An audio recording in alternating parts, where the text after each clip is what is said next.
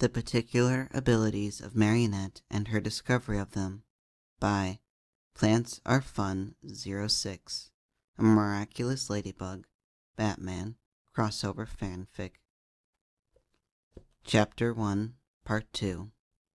The first thing Marinette perceived was the weight across her chest, holding her down to whatever she was on. The weight was soft, a blanket. The thing she was on was comfortable, a bed.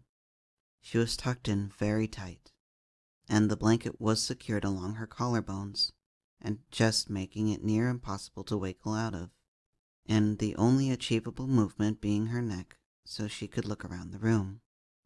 And when she went to do just that, when she went to open her eyes, she couldn't? She tried, but she still couldn't see. So she tried to open them again, and she did, because she was pretty sure she just blinked, but she still couldn't see anything. She kept blinking and blinking and blinking until Marinette managed to pull one of her arms out from under the covers to touch her face. Wrinkles, like old people. But Marinette wasn't old. She was 3. Only old people had wrinkles. Some of her grandfather's generals and some of Mother's handmaids had wrinkles, but they were all old, like 50. So really old. But Marinette still felt the creases and folds along her eyes, around the eyes that aren't working, because they were open. She was touching the lid, and she was feeling herself blink. They were open. She kept blinking and blinking until she could feel with her fingers tears running down her face and gathering in the wrinkles. Wrinkles. Why were there wrinkles? Why weren't her eyes working? Where was she? What was that heat? What was that heat? She wanted to cry. She kept blinking. A few stray tears. But she really wanted to cry. She had never cried before. Well, she supposed at some point she did. A baby's instinct was to cry, and at some point everyone was a baby. But she knew that if a baby cried in the league, they were ignored. They were left alone.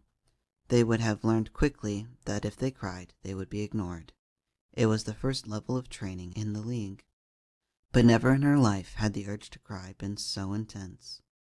That was when Marinette let out a shrill scream, similar to one she had let out when she had felt the heat, an unknown amount of time ago, and had more and more tears fall as she screamed, and started to paw at her eyes again. If you wanted to know something, you listened to the handmaids. She knew this. That's why after the handmaids came into her room, after Marinette's 4.5-hour breakdown, she pretended to be asleep. They picked up all the things she had thrown around the room. Marinette had tried to feel around to find the door after what she could guess was an hour of screaming and crying in her bed, which just turned into screaming and crying while knocking stuff over, trying to find the door, and screaming and crying when finding there was no way she could open the door, and screaming and crying when she gave up and got back to her bed. At some point, the screaming and crying ceased entirely, not a single sniffle, not a single sob, and she simply laid in her bed, eyes closed, just laid there completely limp. She wasn't surprised the servants thought her asleep. She didn't think she'd be able to get up if she tried. She didn't think she'd be able to speak. Didn't think she'd be able to even blink.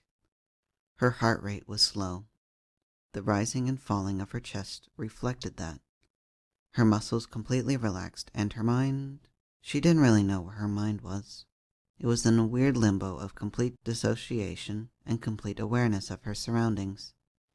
It proved to be useful, because with the handmaids believing her asleep, they felt free to gossip, and the handmaids' gossip was the gateway to all the secrets of Nandam Parbat.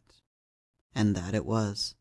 The more she heard, the more she felt like crying again, like screaming again, though she couldn't. Her eyes stung too much to cry, her throat throbbed too much to scream. There were words swimming around in her mind, not really piecing together. Acid attack, ordered by the head of demon. An heir had been conceived. Confirmed male. Mother had managed to seduce the same man that fathered her again. And to avoid another incident, they forgoed a blind pregnancy and all the traditions that were performed during her gestation, and discovered the baby's gender as soon as it was possible. Apparently, the baby was in an incubator in an unknown, secure location. Marinette was confused when she had heard that. Weren't incubators for eggs? And with the male child, he was obviously the heir. But the thing was, he wasn't.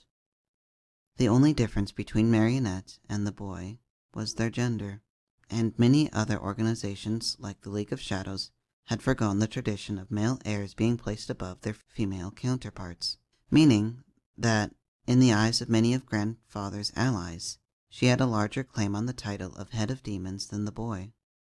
Raish did not like that, so Raish had chosen the obvious solution to the predicament. He blinded the firstborn so that they would be seen as unfit for the title. So now Marinette laid still on the bed as the handmaids walked around her, cleaning the room and continuing their gossip. A lone tear, the first tear, went down Marinette's face, rolling over the freshly scarred skin and falling onto the sheets below. She didn't know how long she sat in that room. It did not take long to realize she was in one of the quarantine rooms in the medical wings of Nandam Parbat. It became real evident when she heard footsteps getting closer to her, and the people who the footsteps belonged to started prodding at her face, listing off her features. The areas around the eyes are scarred. Scars will likely be permanent without immediate intervention. Iris and pupils have lost color and have remained a cloudy white since the first procedure. Eyes are unresponsive to light stimulation. Irreparable damage to the cornea. Optical nerve is seared. Marinette had only started her anatomy classes a couple weeks ago. She didn't know the words cornea or iris or optical, but she did understand the words pupil and nerve. So it took a skip and a hop to come to the conclusion that the other words probably were other parts of her eye, and she knew that nerves were the part of her body that had to do with feeling and sensing things. She also understood what the phrase irreparable damage meant. Her eyes were broken forever, and she couldn't fix them. The only thing that Marinette knew was that there were two hands on her shoulder, guiding her through the compound. They kind of hurt. Their fingers were digging into her shoulder blades, and the pain was awful. But she wasn't going to say anything. Even if they would move their hands, which they wouldn't, their hands on her shoulder were the only thing she knew, the only thing that was grounding her. She knew most of the compound, but the medical wing was not one of those things. Most of the time, if she got hurt during a training exercise or a lesson, if she did get hurt during a training exercise or lesson, she would have to deal with it on her own. The only time she remembered going to the medical wing was when she walked over hot coals and her feet needed to be wrapped for a whole week. And besides that incident, she had never been in the medical wing before. She didn't know all the entrances or exits, and unlike the rest of the base, she didn't know any of the secret passages that laid in the walls.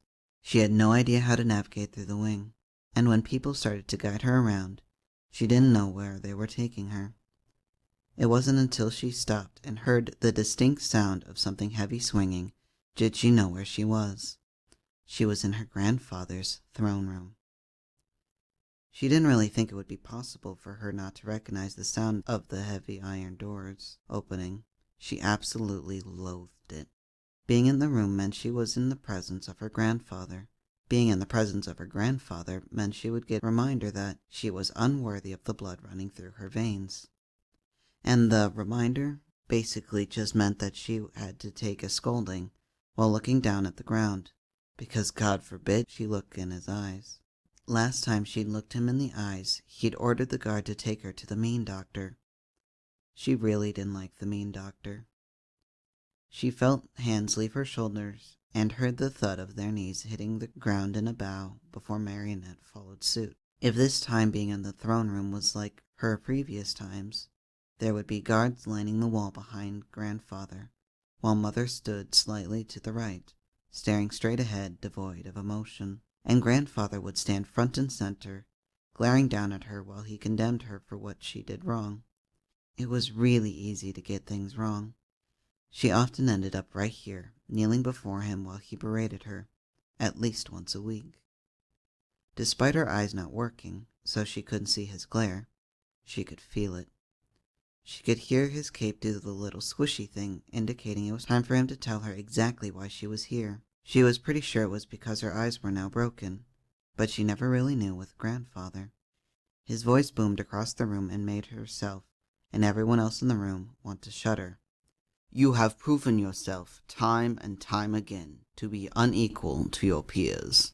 That was true. She knew she was constantly outmatching them, but Grandfather meant that she was doing worse than them. She didn't know how, but Grandfather always said that she was lacking. You have constantly made a mockery of the blood that has flown in your veins. She knew that mockery meant to misrepresent or imitate something in an absurd manner. When she woke up from a nightmare, she would read a part of the dictionary to help calm herself down. It worked really well, but Marinette wasn't making fun of being an al Ghul. Grandfather didn't make sense sometimes. And now you have proven your unworthiness by becoming disfigured. But Grandfather ordered it? Isn't that what he wanted? And because of this, and she could hear the finality in his tone, the kind he used when he decided that going to the mean doctor would be a just punishment. She hated going to him. Everything hurt when she was with the mean doctor. Marinette simply started to prep herself mentally for however long she was going to be ordered to stay with him. She was hoping it was less than a day. Last time she messed up on her world history exam and got a subpar score, she stayed with him for a full 24 hours. It was the longest 24 hours of her life. You are hereby expelled from the League of Shadows, and are banished from its ranks, and are stripped of your title as an al Ghul. Marinette, despite knowing what happened last time, rose her head in shock. She was processing what he'd said, and not at all understanding what was happening. Expelled, banished, stripped. She wasn't understanding why there was suddenly hands on her shoulder, why those hands were digging into her skin even harder than before. Those hands were no longer grounding.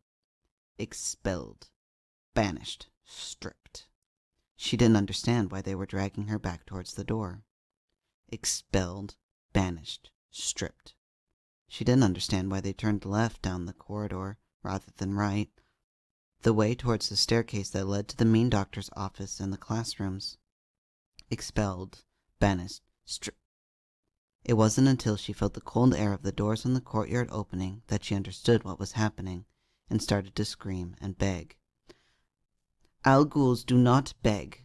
Al Ghuls do not scream. Her mother's voice was ringing in her ears, one of her times with the mean doctor. Mother had come down specifically because she could hear her screaming and begging for the doctor to stop. But right now, those words meant nothing. She was trying anything to get her grandfather to stop this, to get anyone to stop this. She tried to dig the heels of her boots into the concrete floor, trying to gain leverage and stop the guards from dragging her away, and find a way to get away from the men and go back to her room. She wasn't sure how she would get there. She knew the compound well, but not well enough to find her way around without visual aids. But she would find a way. When she heard the lock mechanism of the gate opening, she stopped fighting. Maybe it was the snow that was falling on her face, feeling like little pricks against her skin. Or maybe it was the crushing realization of what had just happened. Or maybe it was both. But she realized then, begging would do nothing.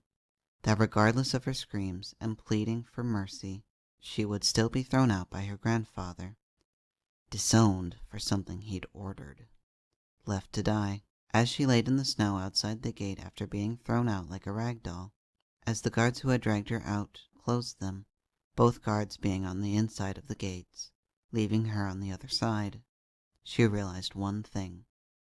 For the first time ever, she was truly alone.